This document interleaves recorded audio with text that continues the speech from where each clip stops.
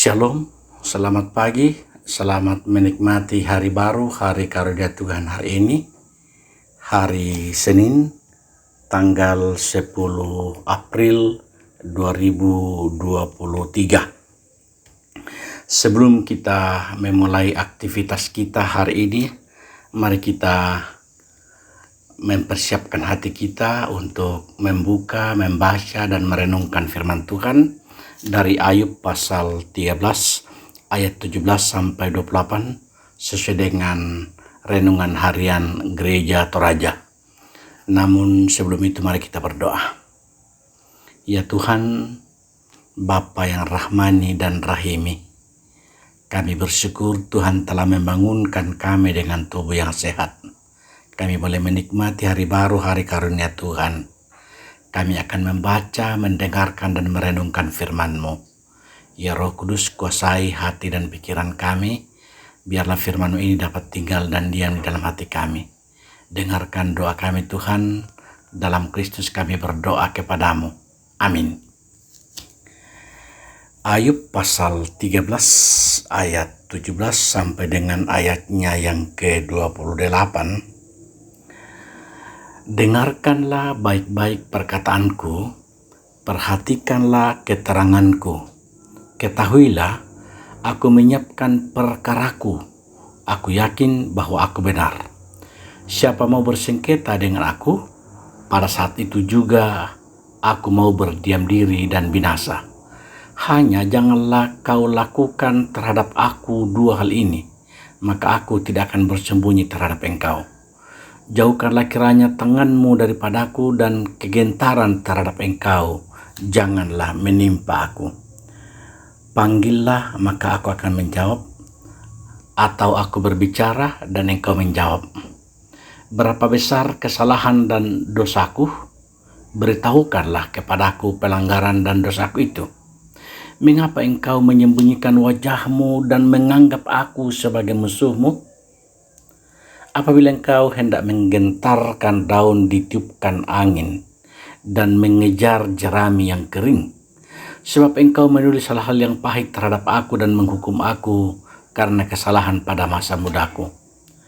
Kakiku kau masukkan ke dalam pasung, segala tindak tandukku kau awasi dan rintangan kau pasang di depan tapak kakiku, dan semuanya itu terhadap orang yang sudah rapuh seperti kayu lapuk, seperti kain yang dimakan gegat.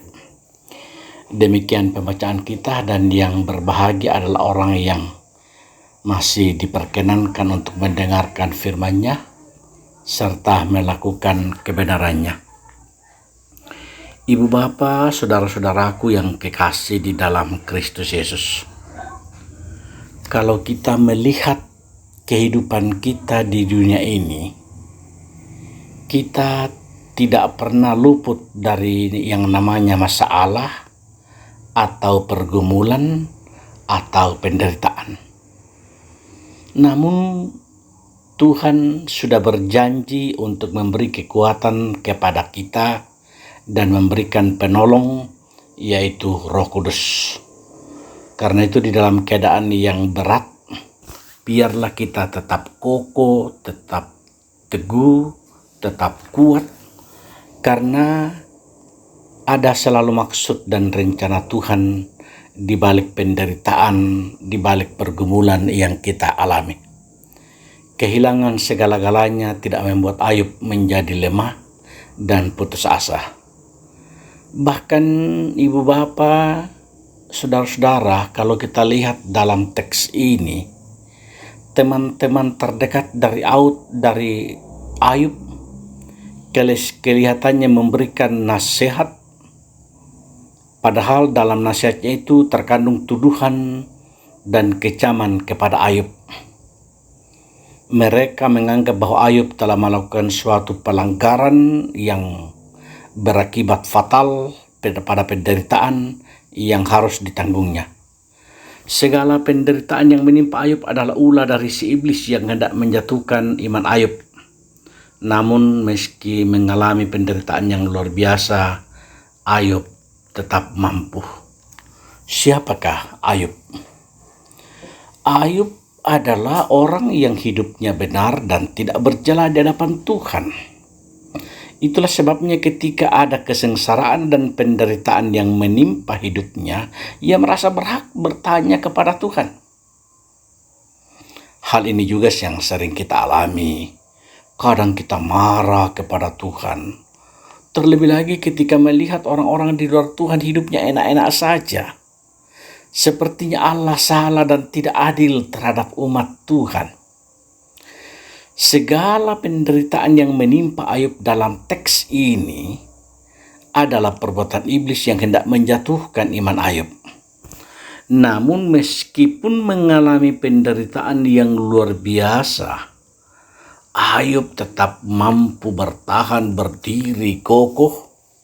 Walaupun kehilangan segala-galanya, namun tidak membuat Ayub menjadi lemah dan putus asa. Dan Tuhan akhirnya kembali memulihkan keadaan Ayub, bahkan 2 kali lipat dari keadaan Ayub sebelumnya. Sebagai anak Allah, sebagai orang yang percaya kepada Tuhan, kita harus belajar memahami kehendak Bapa karena Bapa memiliki sudut pandang yang berbeda dengan sudut pandang kita umat manusia. Tuhan tidak pernah salah dalam setiap tindakannya, dalam rencananya, karena Tuhan memberikan yang terbaik bagi anak-anaknya. Dalam keadaan dan kondisi seberat apapun pergumulan kita harus bertahan dan tetap kuat, karena selalu ada maksud Tuhan, selalu ada rencana Tuhan di balik masalah itu, di balik pergumulan itu, di balik problema kehidupan yang kita alami. Dan percayalah, Tuhan tidak pernah terlambat untuk memulihkan, menolong kita. Tuhan akan selalu menyertai kita dan memberkati kita. Karena itu, bersandarlah, berserahlah, dan memintalah kepada Tuhan. Amin. Mari kita berdoa. Ya Tuhan, terima kasih atas waktu dan kesempatan yang Engkau berikan kepada kami. Engkau yang melayakkan dan memperkenankan kami anak-anak-Mu untuk boleh mendengar, untuk boleh membaca dan merenungkan firman-Mu hari ini. Kami berharap firman-Mu itu menjadi pendorong, menjadi motivasi dalam kehidupan kami, dalam menjalani kehidupan ini, dalam berbagai bentuk tantangan dan problema kehidupan yang dialami oleh umat-Mu. Kami berdoa Tuhan untuk setiap pekerjaan kami, setiap aktivitas kami. Kami percaya Tuhan menolong dan memberkati. Biarlah ya Bapa, hanya nama-Mu saja yang kami muliakan, kami masyurkan, dan kami agungkan. Kami berdoa untuk orang-orang yang tidak berdaya, orang-orang yang bergumul, orang-orang yang memiliki persoalan demi persoalan. Apakah persoalan kehidupan karena biaya, persoalan kehidupan karena pekerjaan, persoalan kehidupan karena rumah tangga, persoalan kehidupan karena berbagai tekanan-tekanan yang kami alami. Namun dengan iman kami percaya Tuhan pasti akan menolong kami. Demikian pun kami berdoa untuk orang tua, para lansia dalam ketidakberdayaannya. Engkau yang melihat keberadaan mereka. Engkau yang memberkati mereka sekalipun dalam keterbatasan fisik. Namun dengan iman kami percaya Tuhan akan menolong mereka. Karena itu Tuhan kasihani mereka. Dengarkan doa kami, dengarkan permintaan kami, karena kami bermohon meminta kepadamu. Di dalam Kristus Yesus Tuhan dan Juru Selamat kami berdoa. Amin. Selamat beraktivitas, Tuhan memberkati. Dari Bukit Sion kami selalu menyapa dengan ungkapan sukacita dan damai sejahtera. Amin.